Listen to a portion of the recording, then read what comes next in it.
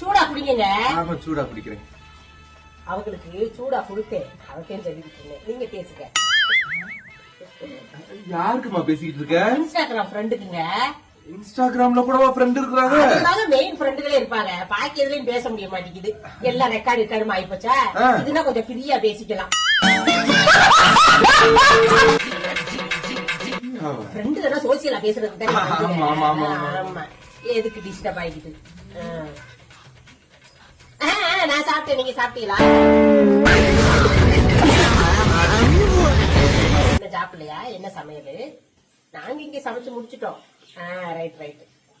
சரி, இந்த அவங்க தட்டை இருக்கிறாங்க. பேசுறீங்களா?